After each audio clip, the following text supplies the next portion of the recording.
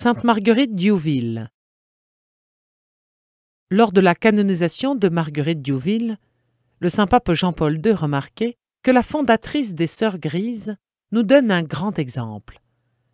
Elle a su maîtriser ses déceptions, accepter la souffrance comme la croix du Christ.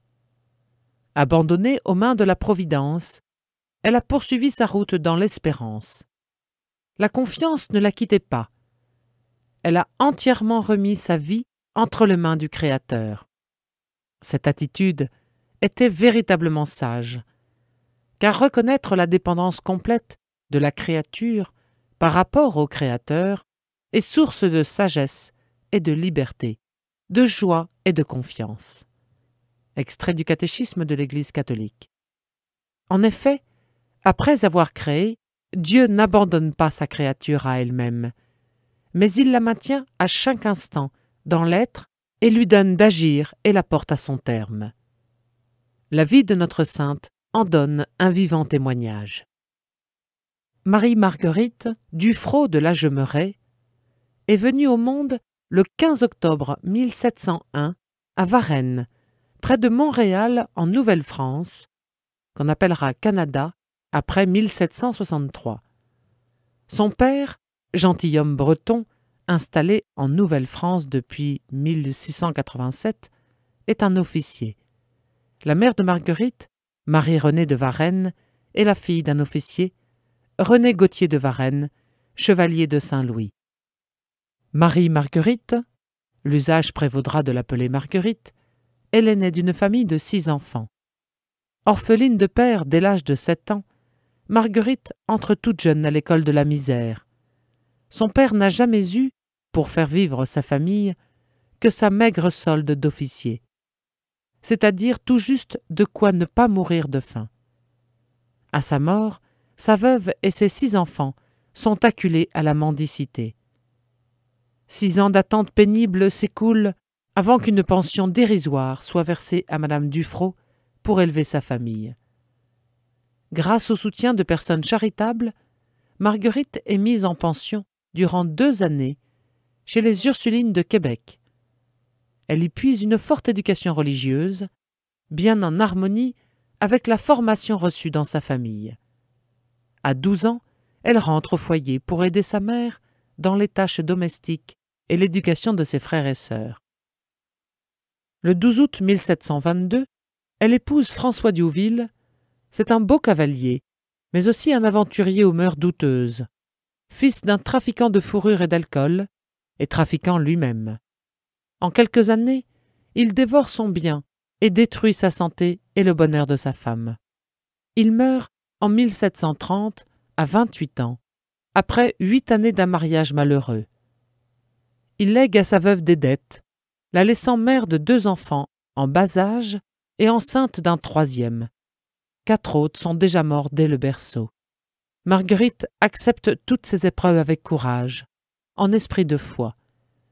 Elle sait que la sollicitude de la divine providence est concrète et immédiate, qu'elle prend soin de tout, depuis les petites choses jusqu'aux grands événements du monde et de l'histoire.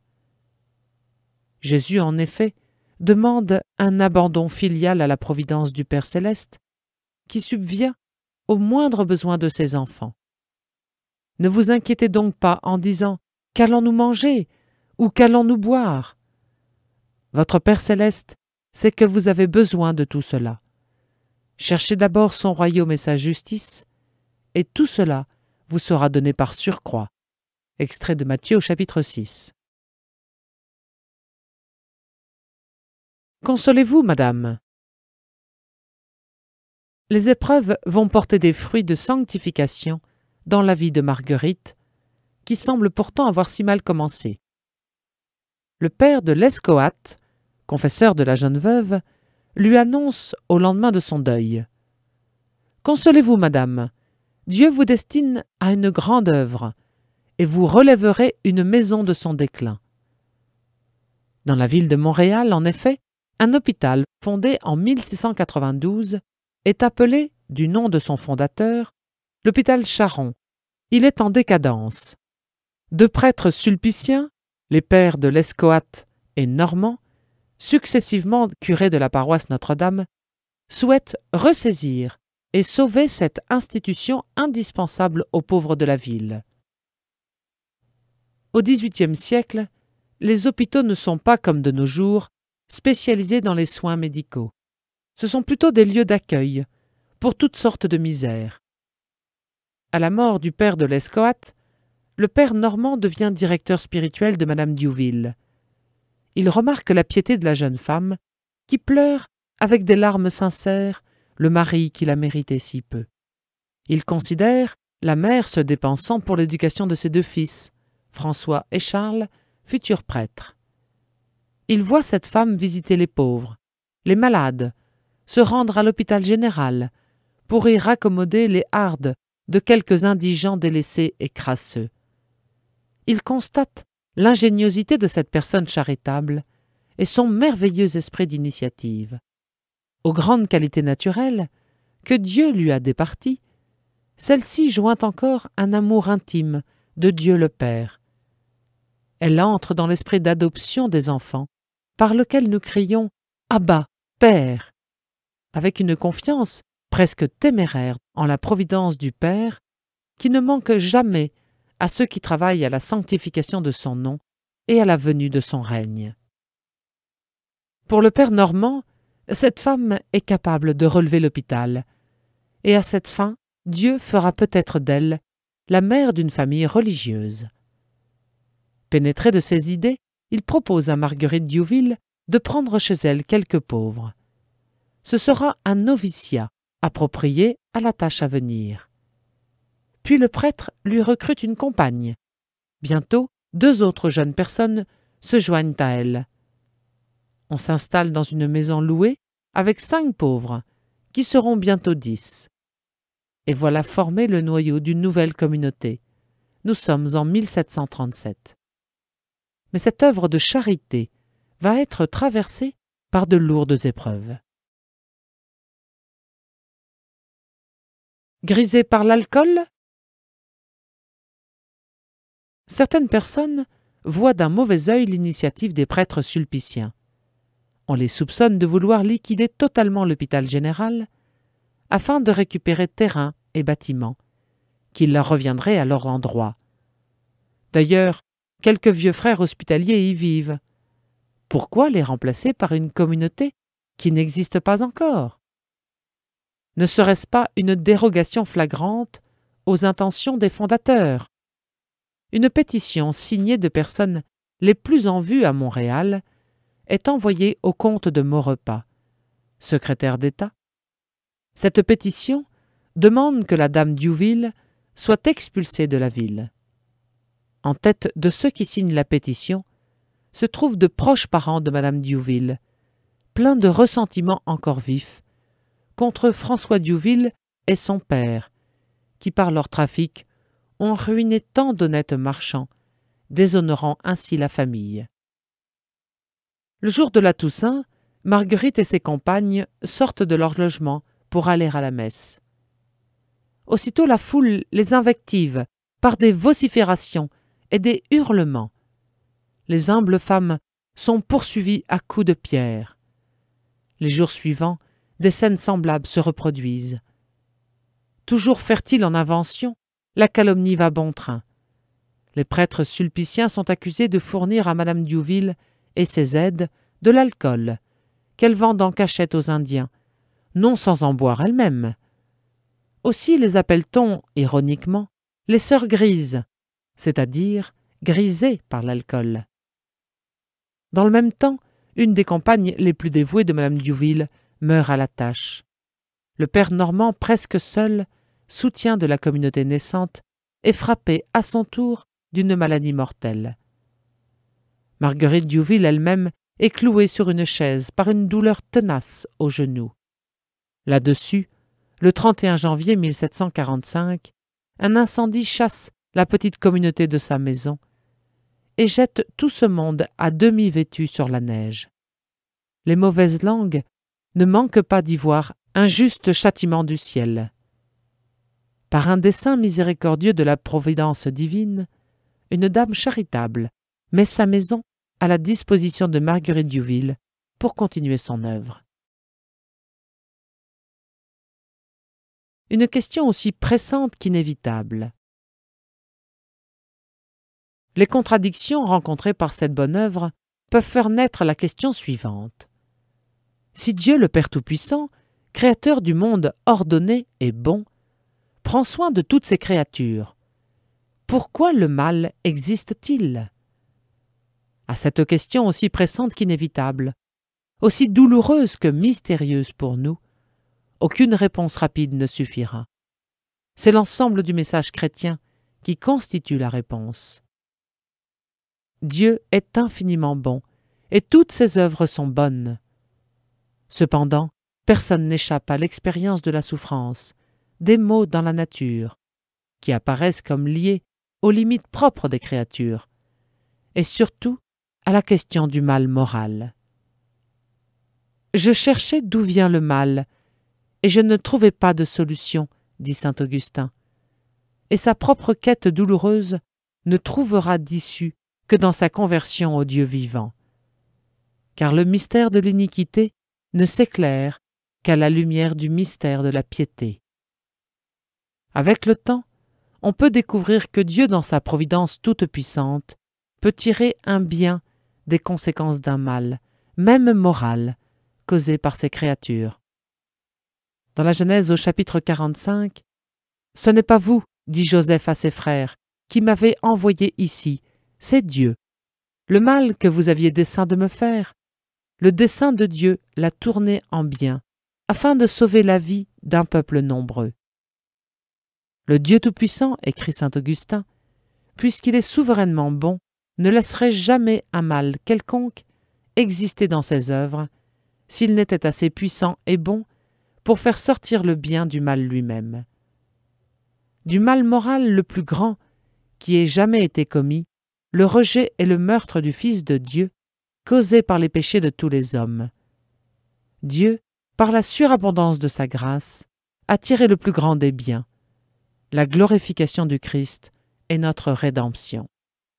Le mal n'en devient pas pour autant un bien. La révélation de l'amour divin dans le Christ a manifesté à la fois l'étendue du mal et la surabondance de la grâce. Nous devons donc considérer la question de l'origine du mal en fixant le regard de notre foi sur celui qui, seul, en est le vainqueur. Par sa passion et sa mort, le Christ a donné à la souffrance et à la mort une valeur rédemptrice et en a fait des moyens de sanctification. Unis à la sienne, les multiples croix des hommes conduisent à la résurrection. Une prise de possession peu enviable. C'est à la lumière du Christ que sainte Marguerite Diouville envisage ses épreuves. En 1747, devant la ruine effective de l'hôpital, une décision inattendue et presque incroyable est prise par les autorités du pays. Confier provisoirement l'administration de l'établissement à Madame Diouville. La prise de possession s'effectue le samedi 7 octobre 1747, en la fête de Notre-Dame du Rosaire. La fondatrice, malade, doit s'y faire transporter en charrette sur un matelas. Suivent les 5 compagnes et 9 pauvres. L'édifice qu'on lui confie est dans un état pitoyable.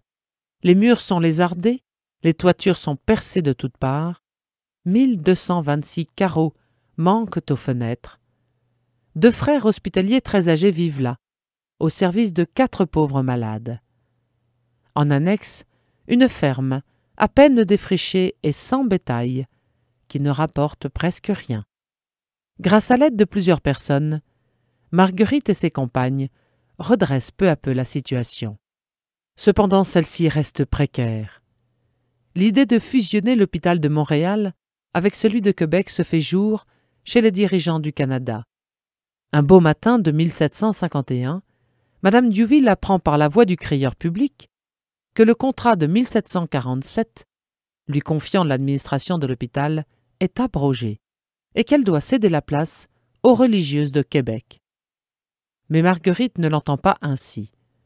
Avec une intrépide éloquence, elle plaide sa cause auprès des autorités civiles et religieuses. Elle peut désormais s'appuyer sur l'opinion publique. Depuis 4 ans, on a pu observer à l'hôpital le travail accompli par ses compagnes. On les a vues paisibles, bonnes, miséricordieuses à toutes les misères humaines. De plus, Marguerite, dans son intuition féminine, trouve le moyen de faire tomber les oppositions. Elle s'offre à payer jusqu'au dernier sou toutes les dettes de l'État dans cette affaire, et ces dettes sont énormes. En 1753, elle peut enfin reprendre l'hôpital en main. 2 ans après, l'évêque érige en communauté religieuse le petit groupe des compagnes de Marguerite. Par esprit d'humilité et de pardon pour les moqueries subies au début de sa fondation, le nom choisi par les sœurs est celui de sœur grise, et l'habit de celle-ci est effectivement de couleur grise. Il aura fallu 16 ans de travaux, de luttes tenaces, d'épreuves de toutes sortes, pour arriver à cette reconnaissance officielle. Activité débordante.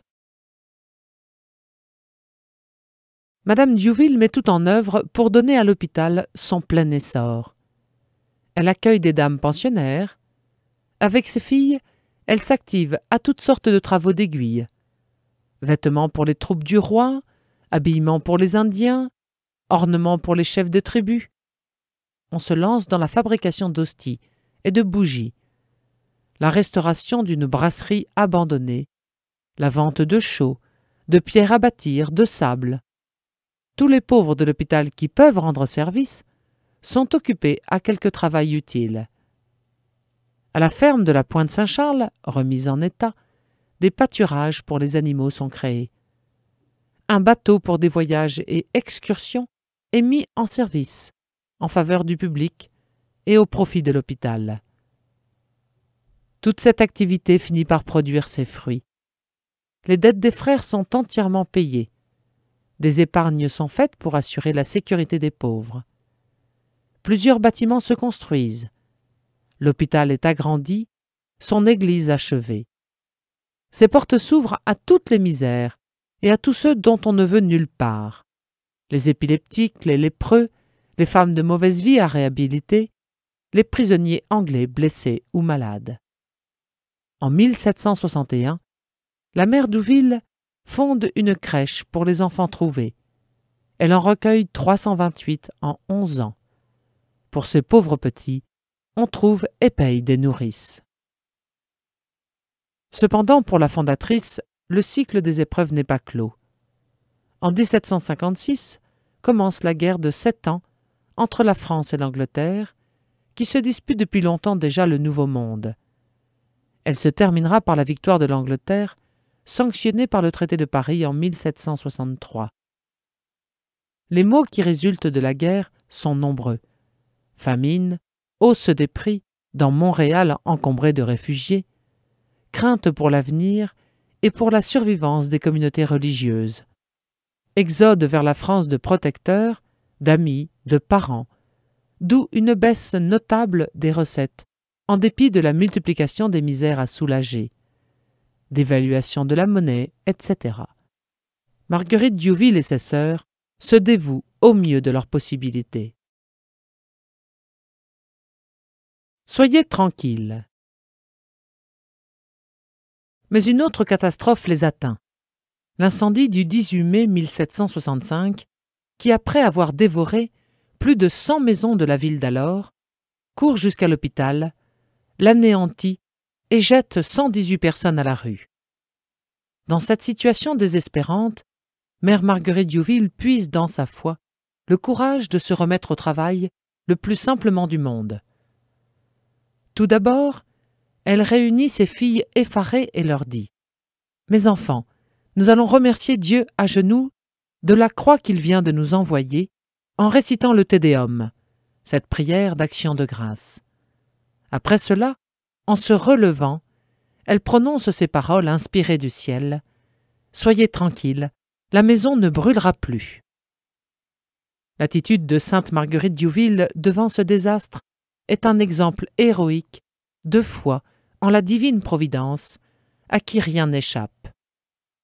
Sainte Catherine de Sienne dit à ceux qui se scandalisent et se révoltent de ce qui leur arrive, « Tout procède de l'amour. Tout est ordonné au salut de l'homme. Dieu ne fait rien que dans ce but. » Et saint Thomas More, peu avant son martyre, console sa fille. « Rien ne peut arriver, dit-il, que Dieu ne l'ait voulu. Or tout ce qu'il veut, si mauvais que cela puisse nous paraître, est cependant ce qu'il y a de meilleur pour nous. » Saint François de Sales écrit à l'une de ses correspondantes, affligée par des épreuves. « Il faut que vous vous jetiez, avec un total abandon de vous-même, entre les bras de la Providence, car c'est le temps désirable pour cela. Se confier à Dieu parmi la douceur et la paix des prospérités, chacun presque sait le faire. Mais se remettre à lui entre les orages et tempêtes, c'est le propre de ses enfants. Je dis se remettre à lui avec un entier abandon. » La confiance de Marguerite Diouville va produire encore des fruits étonnants. Moins d'un mois après l'incendie, la reconstruction de l'hôpital a commencé. 4 ans plus tard, en 1769, tout est à nouveau en place, et mère Marguerite Diouville n'a aucune dette. Plusieurs prodiges ont suivi le désastre, tels que la multiplication d'un vin nécessaire dans une barrique retrouvée sous les décombres, et la présence inexpliquée de pièces de monnaie dans les poches de la fondatrice. Réponse consolante de la Providence à la soumission et à la confiance totale de la mère. Toujours par souci des pauvres, pour leur ménager des ressources, celle-ci acquiert un vaste domaine et y édifie un moulin à eau. Pour l'actionner, elle fait construire dans les rapides un barrage de 3 mètres de hauteur et un canal. À une heure difficile de l'histoire du Canada, alors que d'autres perdent cœur et foi, s'abandonnant au découragement, cette fondatrice démontre par ses œuvres les inépuisables réserves de l'énergie chrétienne. À la veille de manquer de tout. 1 an avant sa mort, mère Marguerite Diouville écrivait « Nous sommes 18 sœurs, toutes infirmes, qui conduisons une maison où il y a 170 personnes à nourrir et presque autant à entretenir. Toujours à la veille de manquer de tout, mais nous ne manquons de rien, du moins quant au nécessaire. J'admire chaque jour la divine Providence qui veut bien se servir de ses pauvres sujets pour faire quelques petits biens. » À la fin de sa vie, la mère dit à ses filles « Mes chères sœurs, restez constamment fidèles à l'état que vous avez embrassé. Marchez toujours dans les voies de la régularité, de l'obéissance et de la mortification. Mais surtout, faites que l'union la plus parfaite règne parmi vous. » Puis elle ajoute « Ah, que je serais contente si je me voyais dans le ciel avec toutes mes sœurs. » Le 9 décembre 1771, elle est frappée d'apoplexie. Le 13 du même mois, elle a une seconde attaque. Elle expire le 23 décembre 1771 à l'âge de 70 ans. Le témoignage de plusieurs personnes dignes de foi rapporte qu'au moment où son âme se détacha de son corps pour entrer au ciel, une vive lumière brilla, en forme de croix, au-dessus de l'hôpital. Ce que, voyant et ignorant la mort de la fondatrice, un docte et distingué personnage s'écria « Ah, quelle croix vont avoir les pauvres sœurs grises! Que va-t-il leur arriver ?» Enraciné dans la croix. Il arriva que l'œuvre de la sainte fondatrice, profondément enracinée par les travaux de sa vie, fertilisée par ses mérites, reçut par son intercession auprès de Dieu l'abondance de la fécondité céleste. Elle s'étendit de l'Atlantique à l'océan glacial arctique et du Canada à l'Afrique australe. Elle se poursuit aujourd'hui à travers les communautés religieuses issues de l'initiative de mère Marguerite et formées à son esprit. Il y a les Sœurs de la Charité de l'hôpital de Montréal, les fameuses Sœurs grises, fondées en 1737.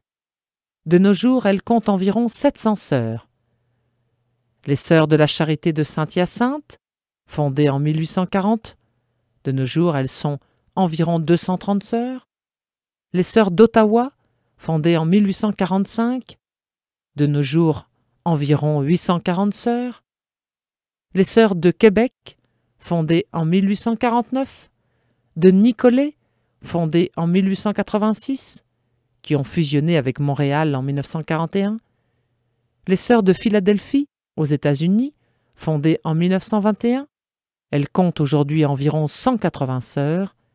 Et les Sœurs de Pembroke, fondées en 1926, qui comptent aujourd'hui environ 180 sœurs également.